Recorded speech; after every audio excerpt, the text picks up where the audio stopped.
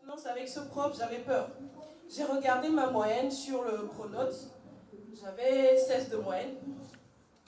Et je priais, j'ai dit, Seigneur, moi cette année, je veux finir avec mention. Amen. Donc si je fais ma soutenance et je n'ai pas au moins 16, alors là, ça va être compliqué. Et j'ai dit à papa, j'ai dit à maman, je vais faire ma soutenance. Papa m'a dit, on va prier. Bon, après, il n'a pas eu le temps, on n'a pas beaucoup prié, mais on était en contact spirituellement, on était en contact. J'ai fait ma soutenance et le Seigneur a œuvré. Amen. La gloire de Dieu s'est révélée. Amen. Ce prof qui ne m'aimait pas le jour-là devant mon chef, parce que je fais la formation, c'est en alternance. Devant mon chef, il a commencé à faire des éloges, il a commencé à me qualifier. Amen. Franchement, le jour-là, c'est le Saint-Esprit. J'ai fait ma soutenance. Amen. J'ai fait ma soutenance. Quand on fait une soutenance, souvent c'est autour de 15, non? Le jour-là, moi, j'ai eu 17 et demi. Amen. J'ai eu 17 et demi. C'est pas la gloire de Dieu. C'est pas le Saint-Esprit. Donc que quelqu'un glorifie le nom de Jésus. Et quand nous demandons quelque chose à Dieu, ayons la foi qu'il le fera. Qu'il a même déjà fait avant qu'on les demande. Amen. Il a enlevé le prénom parce qu'à l'école, lui, il m'avait inscrit, on lui a dit, mais l'enfant, il ne peut pas porter ton prénom en nom de famille, il faut laisser le nom de famille. Du coup, quand il a enlevé, ça a compliqué. Et j'ai pas vu ça pendant toutes ces années. Il n'y a que quelques années là, ça a commencé à me compliquer parce que quand j'allais à l'ambassade pour renouveler mon passeport, on m'a dit non, c'est pas le même nom qui se retrouve en registre en Angola. Et il faut que tu rentres en Angola pour faire tout ça. J'ai dit mais comment je vais faire, ma pièce d'identité est en train d'expirer en fait, comment est-ce que je vais faire? Et par la grâce de Dieu, mon mari, le pasteur, maman pasteur m'ont soutenu dans la prière et le Seigneur a fait grâce. Je suis allée à la préfecture. À l'ambassade, on m'a compliqué. On m'a dit vraiment non, on ne peut rien faire pour toi. On ne peut même rien te donner pour ton passeport, il faut que tu retournes. Je suis partie à la préfecture. À la préfecture, ils n'ont même pas vu que mon passeport est expiré depuis 2013. Depuis 2013. Et même quand je suis partie retirer ma carte, le jeune, il a essayé un peu de me compliquer. Il appelle son patron. Moi, je suis en train de prier. Avant cela, le maman pasteur avait déjà vu, le Seigneur l'avait révélé que j'aurais mes papiers. Elle m'a dit, un jour comme ça, un dimanche, le dernier dimanche qu'on avait passé dans l'autre salle, elle m'appelle et me dit, et ça a bouillé, quelque chose de bouillonnant. Moi, j'ai dit, le Seigneur me connaît vraiment. Si elle parlait à maman pasteur, parce que depuis toutes ces années, j'attends une parole de sa part. Et là, il me parle comme la maman pasteur. Elle dit, oui, Dieu te connaît, ma fille. Elle m'a parlé, elle m'a dit, Chimel. Elle a dit Chimel. J'ai dit gloire à Dieu. Et quand je suis partie, le garçon a essayé d'appeler son bureau, ça passait pas. Et moi, je priais toujours. Et le Seigneur a fermé toutes les lignes, ça passait pas. Il a essayé de demander à sa collègue. Sa collègue a dit non, je sais pas ce qu'elle a dit. Je vois, il me tend le papier, je pars. J'ai dit gloire à Dieu.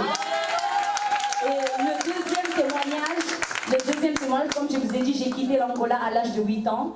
Et j'ai pas revu ma mère depuis toutes ces années, ça fait 17 ans.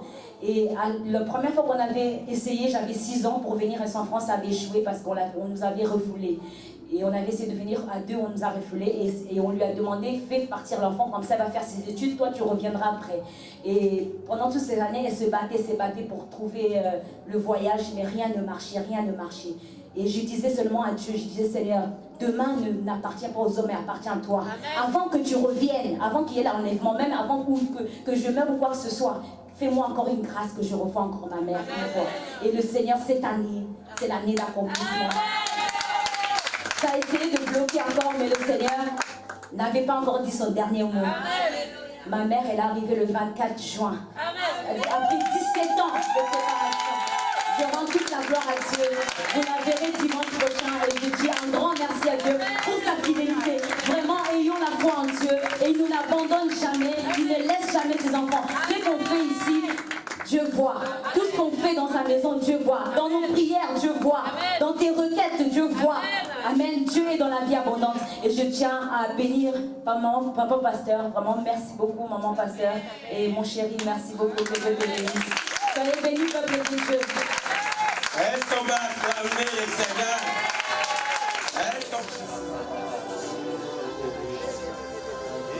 Tu es ma passion.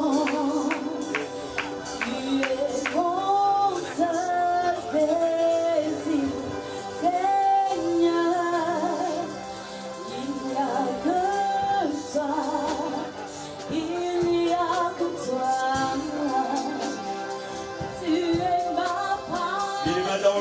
matin. Exalte-le ce matin. Lève les mains vers le Seigneur. Et commence à contempler sa gloire, sa présence. Commence à lui dire, Seigneur, tu es ma passion, tu es ma passion.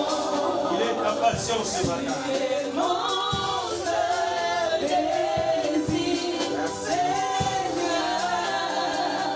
Il n'y a que toi. Il n'y a que toi dans nos vies, Adonai. Il n'y a que toi. Il n'y a que toi, Seigneur. Il est ta passion, ton amour. Tu es mon seul désir, Oh, Seigneur. Il n'y a que toi.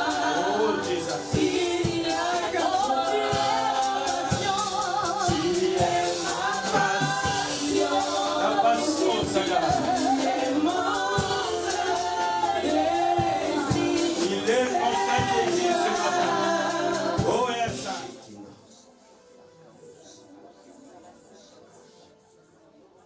Garde le main levée, contemple sa grandeur. Le Maître est ici ce matin.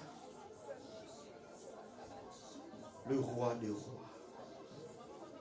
Le Seigneur des seigneurs. Lui que les cieux des cieux ne peuvent jamais les contenir. Lui qui est plus grand que les cieux. Il a décidé aujourd'hui de te visiter, de venir te rencontrer, de venir te toucher, te faire du bien. Réalise combien il est présent et puissant. Oh my God, onction du Seigneur. Réalise combien son onction et sa présence est glorieuse au milieu de nous. Laisse ton esprit reconnaître sa Seigneurie. Laisse ton âme soupirer auprès de lui. Comme une biche soupire après un courant d'eau. Oh Jésus, nous te rendons gloire et honneur. Nous t'accueillons ce matin, Seigneur. Nous accueillons ta sainte et glorieuse présence. Nous accueillons ta gloire. Viens consoler les cœurs abattus ce matin. Viens donner de la force à celui qui est affaibli ce matin. Viens parler à un cœur ce matin. Viens toucher une vie ce matin. Viens relever quelqu'un qui était à terre ce matin. Viens donner une lumière là où il y avait les ténèbres. Il dit, je suis la lumière du monde. Celui qui me suit ne marchera pas dans les ténèbres. Oh mon frère, le temps des ténèbres est révolu. Parce que tu suis celui qui est la lumière du monde. Et il te dit, tu ne marcheras pas dans les ténèbres. Les ténèbres de la maladie, les ténèbres du péché, les ténèbres du mal, les ténèbres de la pauvreté, les ténèbres de la sorcellerie, les ténèbres de célibat, les ténèbres de l'enfer. Mais tu auras la lumière de la vie. Tu auras la lumière de la vie. Il dit, je suis la lumière du monde. Celui qui me suit ne peut pas marcher dans les ténèbres. Je suis en train de dire à quelqu'un, les ténèbres ne peuvent jamais te toucher. Parce que tu suis celui qui est la lumière du monde. Je vais rapidement continuer le message que j'ai commencé vendredi. Parce que c'est un dimanche assez chargé. Amen. Donc nous allons prendre la troisième partie de la persévérance dans la prière. Amen. La troisième partie de la persévérance dans la prière. Notre texte de base, c'est dans 1 Thessaloniciens chapitre 5. Et je veux que tout le monde se lève pour que nous puissions lire la parole du Seigneur. 1 Thessaloniciens chapitre 5.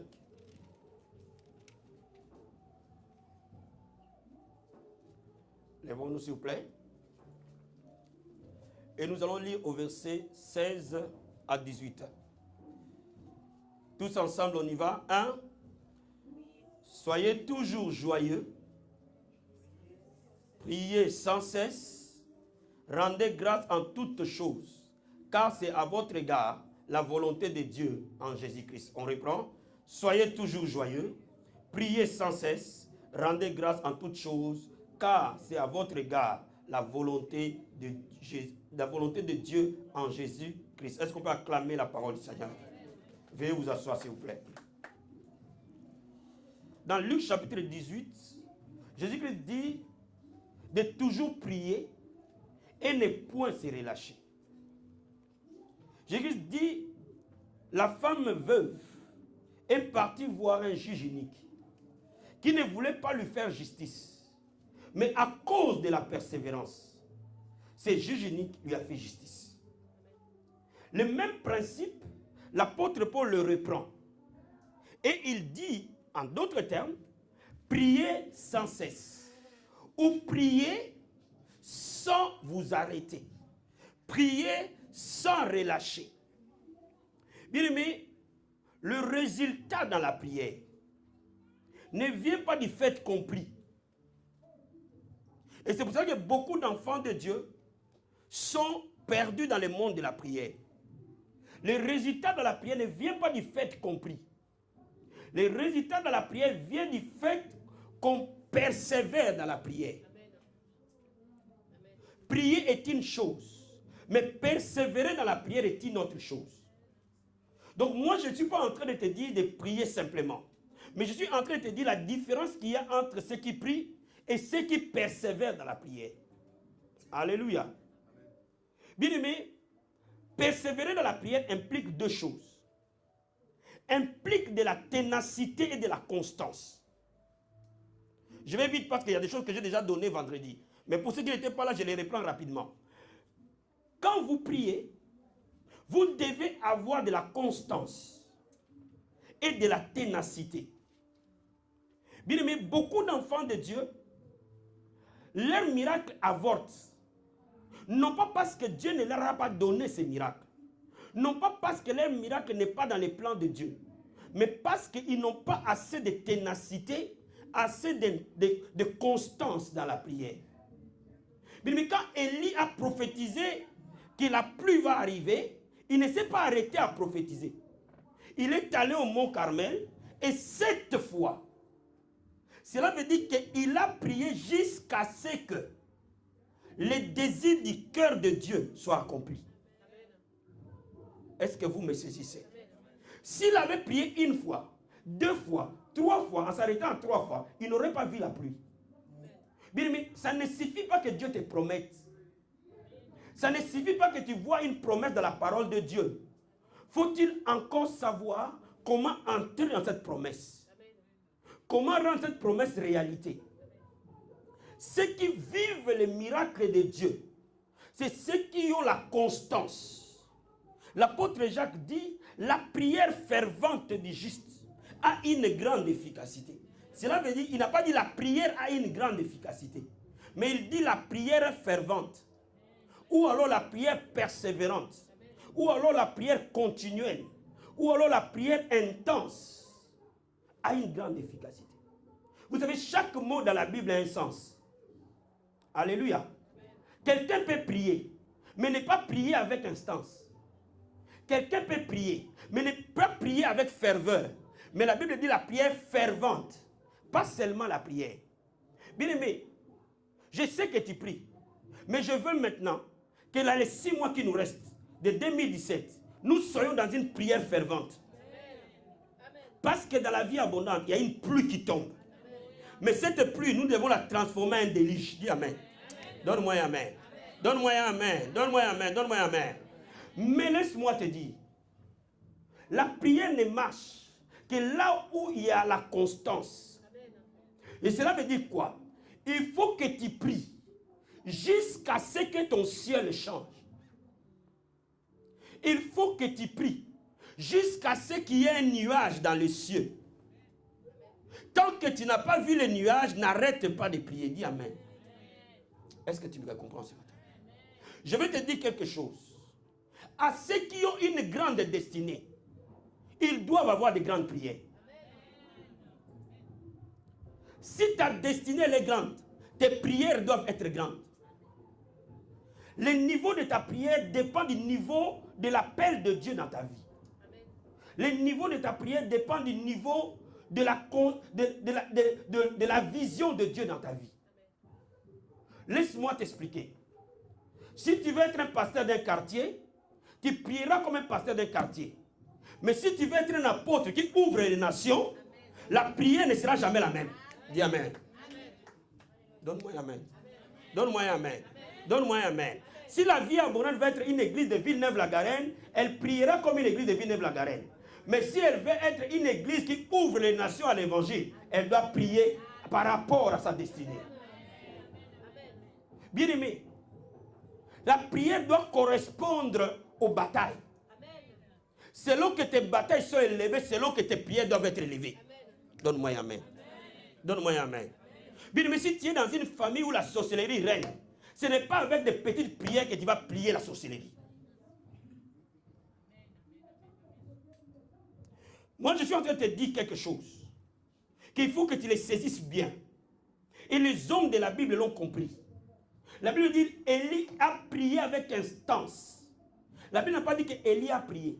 Mais la Bible a dit qu'Élie a prié avec instance. Cela veut dire qu'il y a une nuance. Bien, mais parfois tu ne vois pas tes miracles parce que tu ne pries pas avec instance. Et prier avec instance implique que tu pries jusqu'à ce que la victoire soit finale et définitive. La Bible dit celui qui persévérera jusqu'à la fin, c'est celui-là qui sera sauvé. Dans le royaume de Dieu, les gens qui reçoivent, ce sont ceux qui persévèrent. Laisse-moi t'expliquer. Toute personne qui ne persévère pas, c'est celui-là qui échoue dans le royaume de Dieu. Parce que tu peux avoir prié toute ta vie pendant 10 ans, 15 ans. Tu abandonnes Jésus 2 semaines qu'il vienne, tu vas en enfer. Pourquoi tu iras en enfer? Parce que tu n'auras pas persévéré. Ce n'est pas parce que tu n'as pas donné ta vie à Jésus. Mais tu n'as pas persévéré jusqu'à la fin. C'est pour dire que ce que Dieu cherche pour nous, c'est que ce n'est pas là où on commence, mais là où on finit. Bien, mais ce n'est pas les prières que tu as fait il y a 10 ans. Il y a des gens, nous, quand nous étions en Afrique, nous prions. Bien aimé, c'est l'Afrique. Mais Dieu attend de toi tes prières aujourd'hui là. Quelqu'un peut me donner un amen? Quelqu'un peut me donner un amen? Quelqu'un peut me donner un amen? J'ai une nouvelle à t'annoncer. Bien aimé, nous ne gagnerons pas cette nation si nous ne sommes pas des hommes et des femmes à genoux. Nous ne remporterons pas de victoire si nous ne sommes pas des hommes et des femmes prêts à payer le prix de la prière. La constance de la prière implique que toi et moi nous disons que je vais prier tous les jours, tous les jours, tous les jours, tous les jours, jusqu'à ce que le Seigneur revienne. Donne-moi un amen. Quelqu'un veut s'envoler comme un aigle dans cette assemblée. Quelqu'un peut vivre dans la victoire continuelle, dans la victoire permanente. Bien aimé, les secrets là. Il n'y a que ça qui change toute chose. Jésus-Christ dit au bout de Luc chapitre 18, quand il viendra, t'ouvriras-t-il la foi sur la terre? Cela veut dire que ceux qui ne persévèrent pas n'ont pas la foi. Et parce qu'ils n'ont pas la foi, ils n'obtiennent rien. La persévérance de la prière implique aussi l'intensité dans la prière. Cela veut dire quoi? Cela veut dire il y a la constance, il y a aussi l'intensité. Dans certains moments de nos vies, lorsque tu veux passer d'un niveau vers un autre, lorsque tu veux accéder à des niveaux plus élevés, il faut de l'intensité plus élevée. Je suis en train de te dire, comment tu vois 2017 pour toi? 2017 doit être une année qui va marquer ta vie chrétienne. Dis amen. Donne-moi un amen. Donne-moi un amen. Tu dois être décidé que cette année, ton ciel va s'ouvrir. Tu dois être décidé que cette année, tout ce que Dieu t'a promis deviendront réalité. Chaque promesse devient témoignage. Laisse-moi te dire, Dieu n'est pas un homme pour mentir, ni le fils de l'homme pour se repentir. Il veille sur sa parole pour l'exécuter. S'il a dit que par ses maîtres, si nous avons été guéris, cela est ainsi. Mais celui qui prie avec instance, il voit la guérison sortir de la Bible et entrer dans sa jambe. Celui qui prie avec instance, voit la guérison sortir de la Bible et toucher son mari. Parce que tout ce que Dieu promet est une provision. Mais elle devient une réalité au prix des prières. Jésus a dit, allez faire de toutes les nations mes disciples.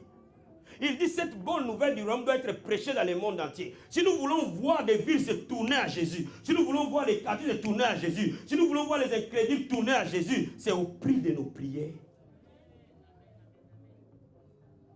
La prière fervente du juste, la prière intense détruit la puissance du diable.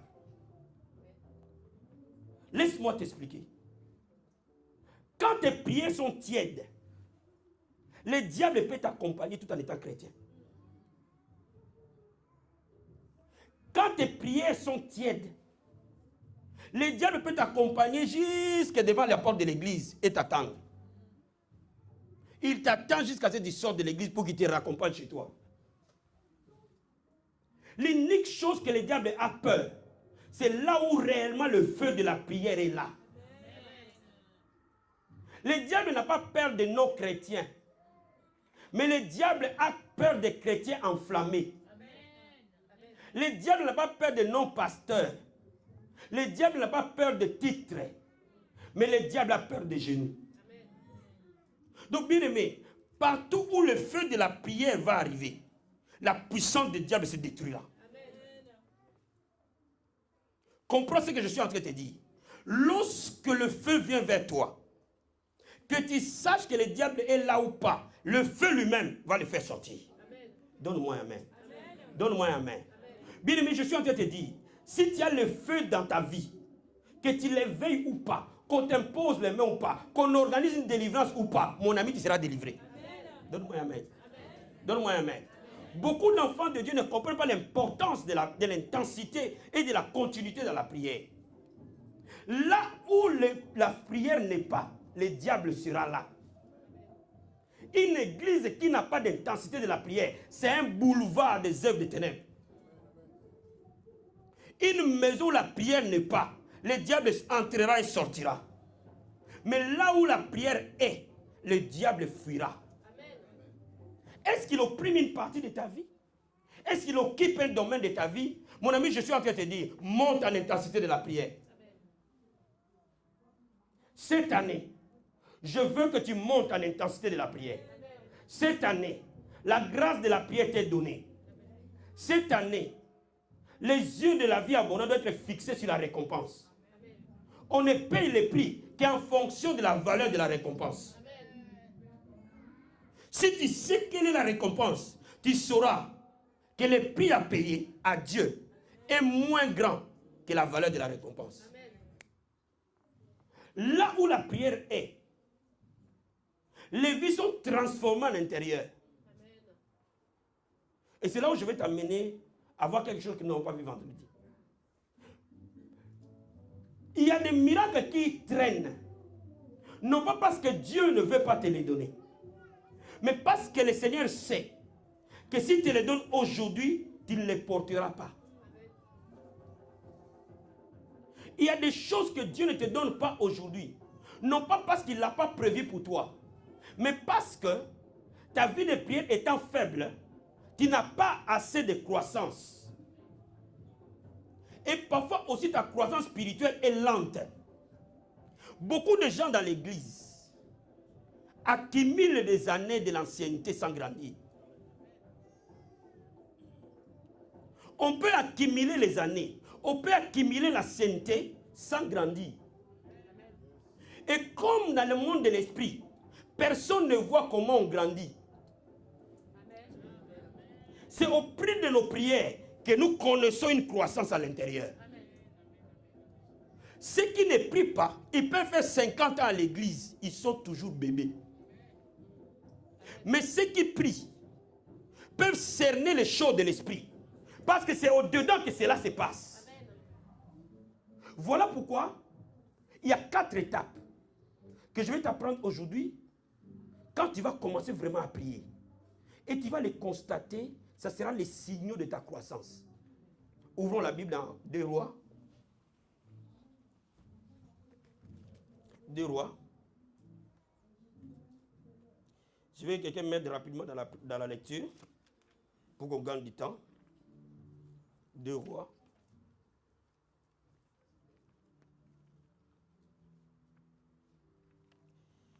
On va prendre chapitre 2.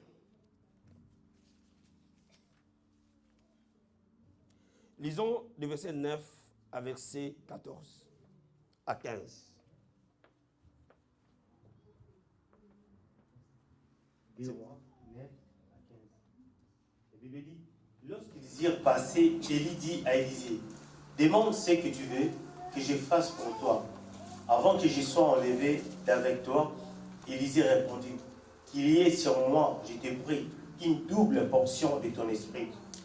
Élie dit, tu demandes une chose difficile, mais si tu me vois pendant que je serai enlevé d'avec toi, cela t'arrivera. Ainsi, sinon cela n'arrivera pas.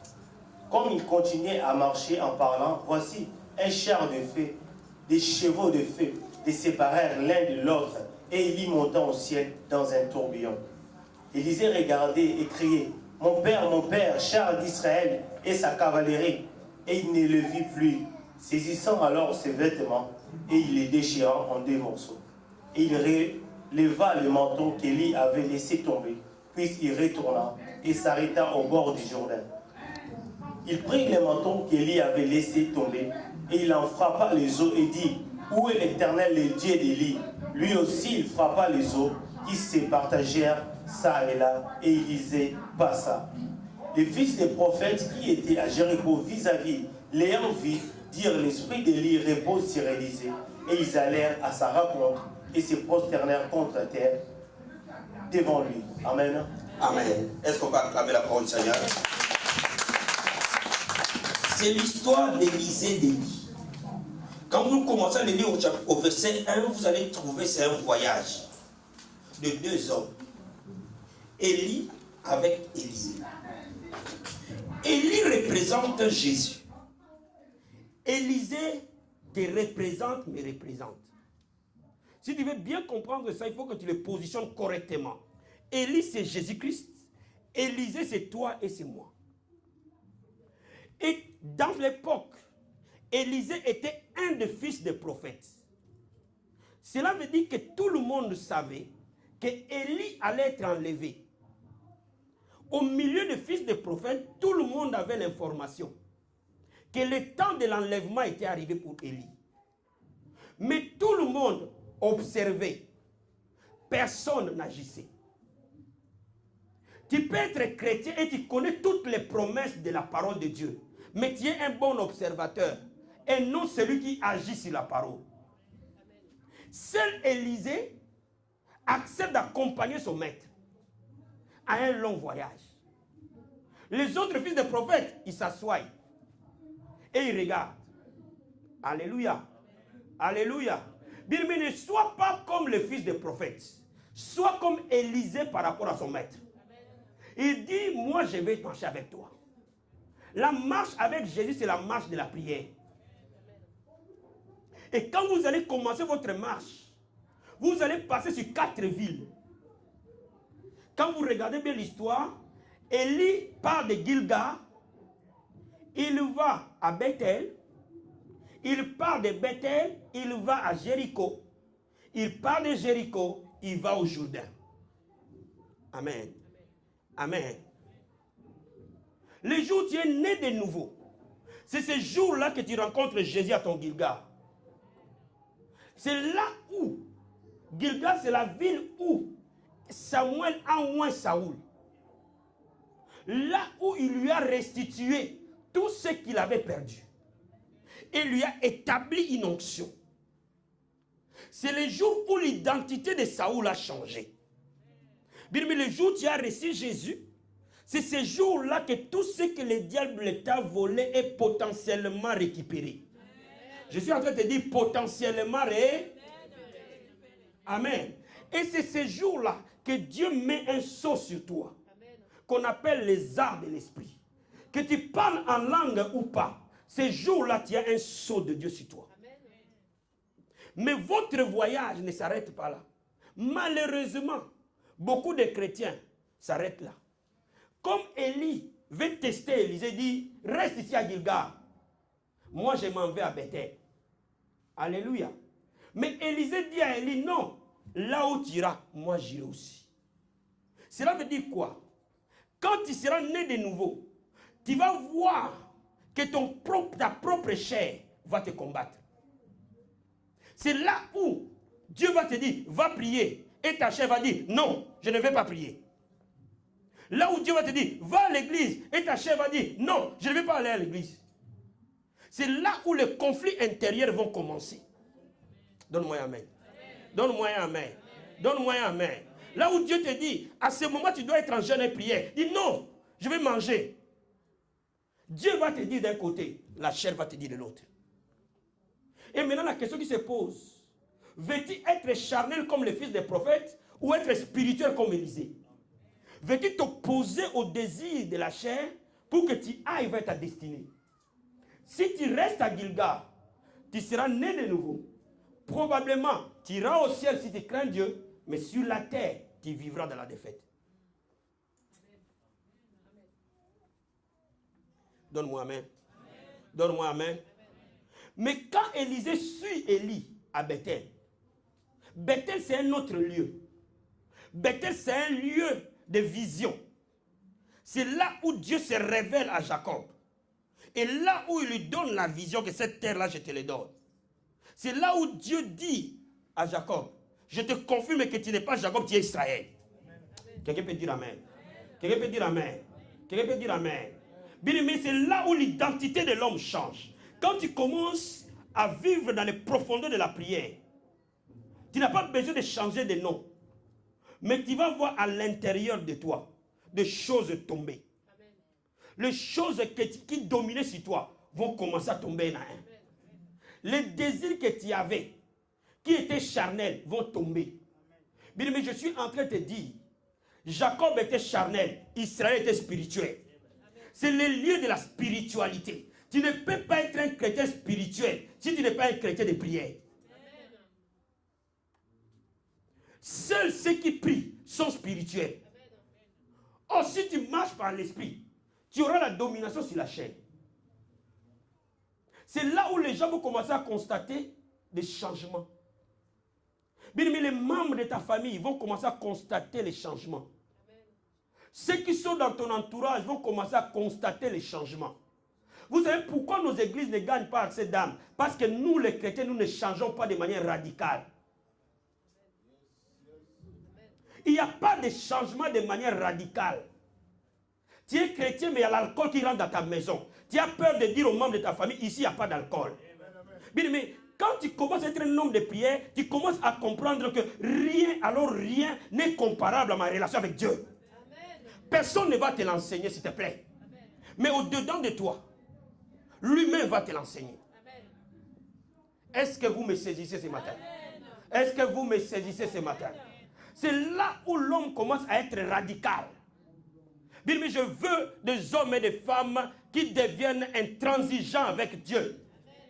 Vous ne pouvez pas marcher avec Dieu dans la puissance si vous êtes tiède. Vous ne pouvez pas marcher avec Dieu si vous ne pouvez pas défier les prophètes de Baal qui vous entourent. Vous ne pouvez pas marcher avec Dieu si vous avez peur de dire je ne coucherai pas avec toi. Moi je suis chrétien. Si tu ne veux pas, tu prends la porte. Dis amen. Dis amen. Dis amen. Mais tu ne peux avoir la force de cela que si au-dedans de toi, la puissance de Dieu fonctionne. Lorsque la puissance de Dieu ne fonctionne pas, tu vas prendre un homme, tu vas le mettre sur le trône de ta vie. Bien aimé, j'ai compris une chose. Il n'y a que Jésus-Christ qui règne sur le trône de ma vie. Quelqu'un peut me dire amen. Quelqu'un peut me dire amen. Quelqu'un peut me dire amen. Bien aimé, si tu n'as pas Jésus réellement, le patron qui te paye va te faire des chantages. Si tu ne couches pas avec moi, je vais te virer. Le diable va t'amener à regarder la paye. Il dit, qu'est-ce que je vais faire? C'est pas grave, Dieu va pardonner. Non, non, non, non, non, non, non. Bien aimé, c'est là où beaucoup de chrétiens ne changent pas. Oh, ma prière pour toi est que tu changes de manière radicale. Quelqu'un peut dire amen. Quelqu'un peut dire amen. Bien-aimé, tous ceux qui sont autour de toi doivent savoir que toi tu es chrétien. Tous ceux qui sont autour de toi doivent savoir que toi tu vas à l'église. Tous ceux qui sont autour de toi doivent savoir que tu es chrétien et tu décides de l'être. Si tu n'arrives pas, tu ne peux pas être radical. Et si tu n'es pas radical, tu resteras Jacob.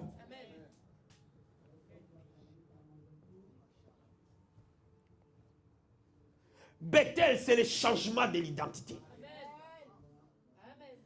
Bethel, c'est le changement de la perception. Bethel, c'est le changement total et radical. Et quand le changement total et radical, Jésus dit, celui qui veut me suivre doit renoncer à lui-même. Renoncer à lui-même, ça dit quoi? Te détester. Cela veut dire, ce que tu aimais avant, tu ne dois plus l'aimer. Pour lui. Celui qui aime son père et sa mère plus que moi ne me convient pas. Celui qui aime son mari, sa femme, ses enfants plus que moi ne me convient pas. Celui qui aime son ministère plus que moi, je ne me conviens pas. Jésus ça dit, celui qui s'aime plus que moi ne me convient pas. Bien aimé, laisse-moi te dire, Jésus-Christ savait les prix qu'il faut payer pour que tu accèdes à la gloire de Dieu. Donc bien aimé, cela veut dire quoi? Si ton chemin, il y aura toujours ces contradictions-là. Est-ce que je dois choisir Jésus ou je dois choisir ce que les gens me proposent? Bien aimé, si tu n'arrives pas à Bethel, tu ne choisiras jamais Jésus. Amen. Et si tu ne choisis pas Jésus, tu n'arriveras jamais à Jéricho. Donne-moi un amen. Donne-moi un amen. Donne-moi un amen. Bien aimé, le parcours est réel. Tu ne peux pas sauter de Gilgal et arriver à Jéricho. Il faut passer par Bethel. Et au-dedans de toi, tu auras une confiance, une assurance qu'aucun homme ne peut te les donner, qu'aucun livre ne peut te les donner, qu'aucune onction ne peut te les donner. Au-dedans de toi, tu sauras, même si personne ne voit à l'extérieur, mais tu sais quelque chose au-dedans de toi, que Dieu est avec moi. Et c'est pour cela que ceux qui sont dans l'intensité de la prière ont une foi élevée. Amen. Amen, amen, amen. Tu sauras, même si je suis dans le chômage, même si je suis sans papier, cela ne veut pas dire que Dieu me voit comme sans papier. Amen. Dieu me voit comme son oint. Et quelqu'un peut me donner un amen. Quelqu'un peut me donner un amen. Bien aimé, il y a des moments dans la vie, nos identités échouent. Il y a des moments dans la vie, nos papiers ne fonctionnent pas. Seuls ceux qui ont l'onction de Dieu gagnent. Amen. Quand tu sors de ton Bethel, tu vas arriver à ton Jéricho. Le lieu de la victoire. Le lieu où les murailles s'écroulent. Le lieu où les forteresses tombent. Le lieu où on arrive à avoir des conquêtes. Tu ne peux pas avoir de conquêtes si tu n'as pas changé d'identité. Bien-aimé, tu ne peux pas te marier avec gloire. Vous savez, il y a des gens aujourd'hui, il y a très peu de mariages qu'on fait encore, hein, de vrais mariages.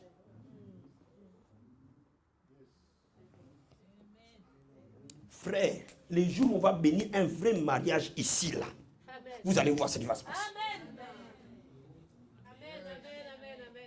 Donne-moi un amen. Donne-moi un amen. Donne-moi un amen. Aujourd'hui, c'est seulement un groupe de gens qui donnent à manger aux gens. Manger, buvez.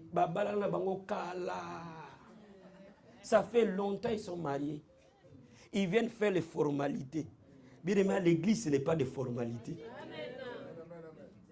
Mais si ce sont des gens qui se marient, qui ont vécu dans la sanctification, dans l'abstinence, vos fêtes là ne les concernent pas. Ils ont envie de s'en aller. Vous allez voir à 20h, ils s'en vont.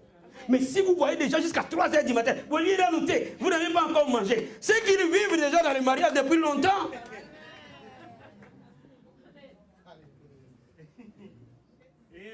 Est-ce que tu peux dire amen? Est-ce que tu peux me donner un amen? Est-ce que tu peux me donner un amen? Bien aimé, ça c'est le mariage divin. Et quand c'est divin, ce n'est pas pareil que quand c'est humain. Bien aimé, il n'y a pas de victoire éclatante sans réellement de changements radicaux. Donc, bien aimé, si tu veux avoir des victoires, il faut que la puissance de la prière t'amène. Parce que ce n'est pas par la force, ce n'est pas par la puissance, mais c'est par l'Esprit de Dieu. Et quand Dieu t'amène lui-même, il va te donner la force que tu n'as pas.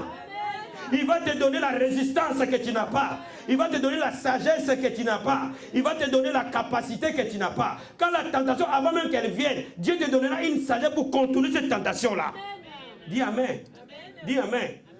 Si tu trouves un fiancé trop charnel, toujours avec 4 enfants, les jours de visite, tu prends toutes les jeunes filles, vous êtes là? Laisse-moi vous expliquer quelque chose rapidement. Oh my God. Ici, là, le respect de l'air est obligatoire. Amen. Amen. Frère, ma soeur, ici, là, j'ai donné mon corps à Jésus. Tu as donné quel corps à Jésus?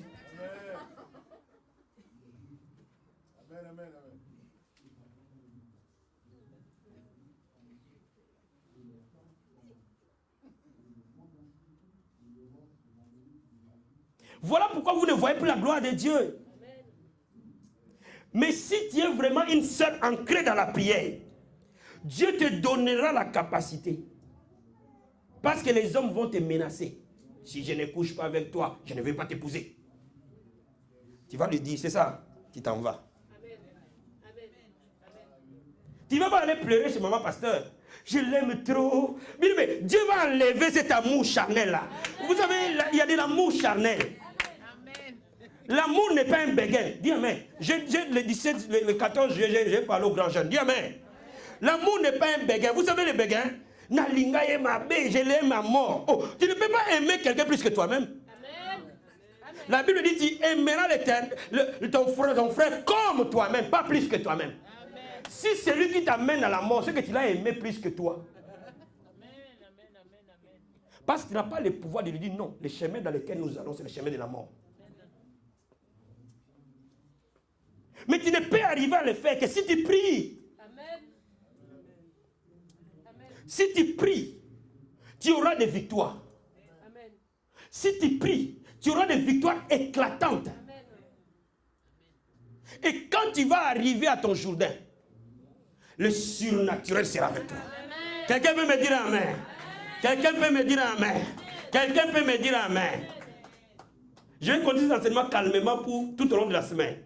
Quand tu arrives à ton Jourdain, c'est là où, quand tu dis quelque chose, Dieu confirme. C'est le plus besoin, ainsi dit l'Éternel. La Bible dit, je confirme la parole de mon serviteur. J'exécute ce que prédisent mes envoyés. Et Dieu va te dire, tu es mon envoyé, tu es ma prophétesse, tu es mon prophète. Quand il dit la chose, elle s'accomplit. Quand il pense à la chose, Dieu l'amène à l'existence.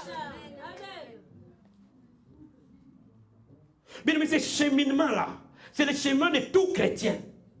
Mais à condition qu'il prie. Et c'est là où Dieu te dit, demande-moi ce que tu veux. Il n'y a que 2 places dans la Bible où Dieu a dit à l'homme, je te donne un chèque en blanc. Mets tout ce que tu veux. Il a dit ça à Salomon. Il a dit ça à Élisée. Mais il y a un moment dans notre vie, tout ce que nous désirons, Dieu nous le donne.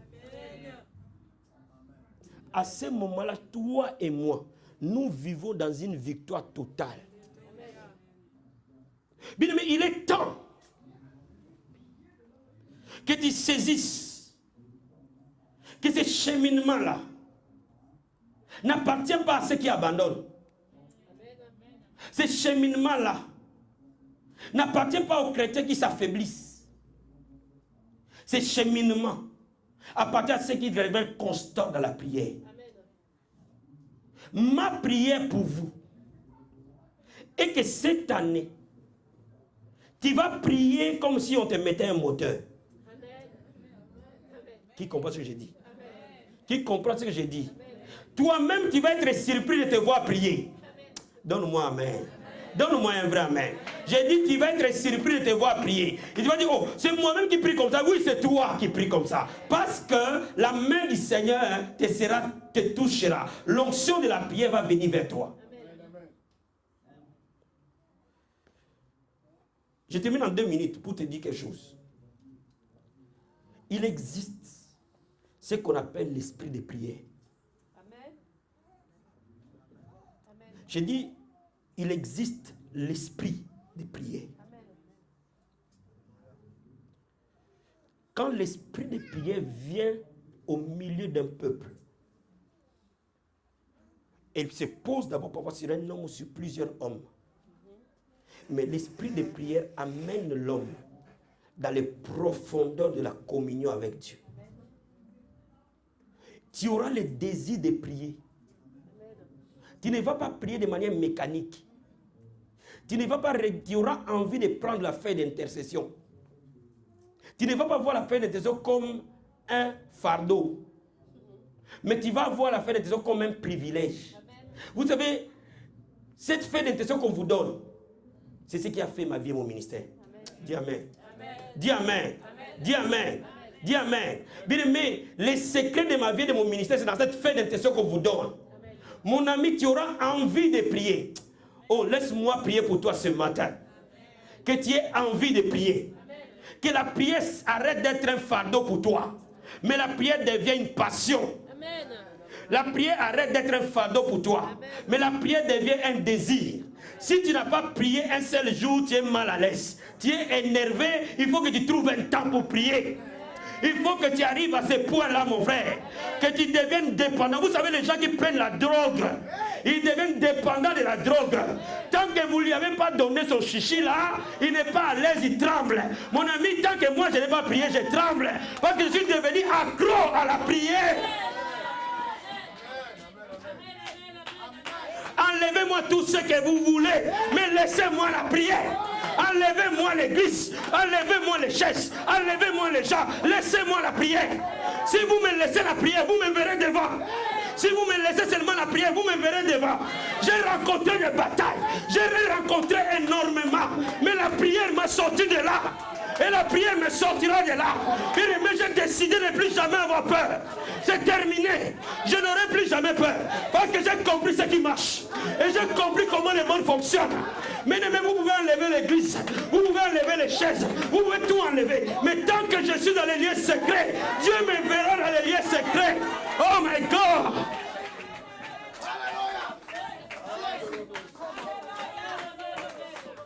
Ce n'est pas quand je prêche qui est plus important pour moi. Non, c'est une petite partie de mon ministère. Mon vrai ministère, c'est à genoux.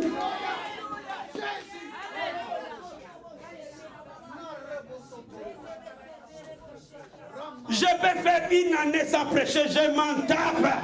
Mais mon ami, laisse-moi t'expliquer. Tant que je prie, c'est bon.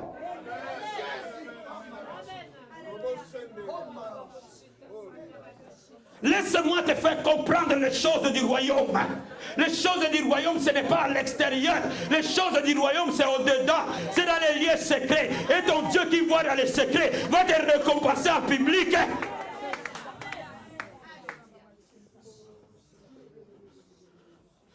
La grâce se communique. La grâce se donne. Est-ce qu'on peut se lever? Oh, alléluia. Alléluia. Sois béni, ma fille. J'ai dit la grâce se donne.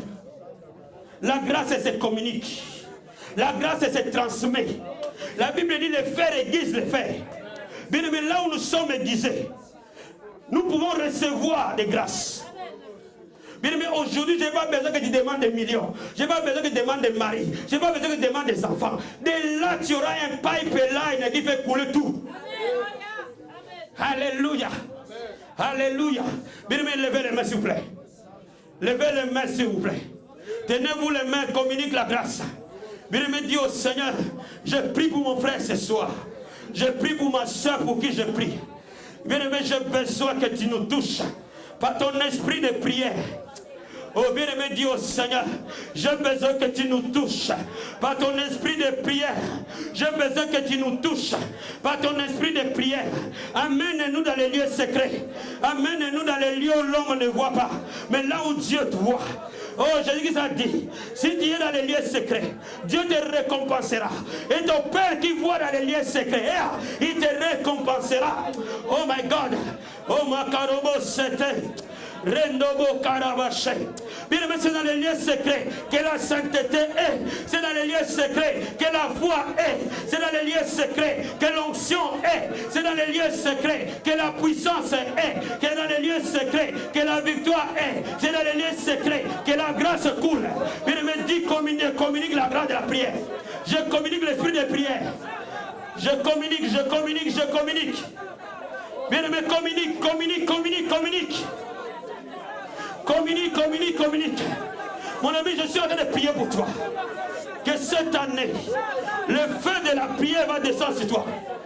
Le feu de la prière va descendre sur toi. Le feu de la prière va descendre sur toi. Je dis là où tu es, le feu de la prière descend sur toi. Tu es devenu une femme de prière. Tu es devenu un homme de prière. Alléluia. Oh yes. Oh yes.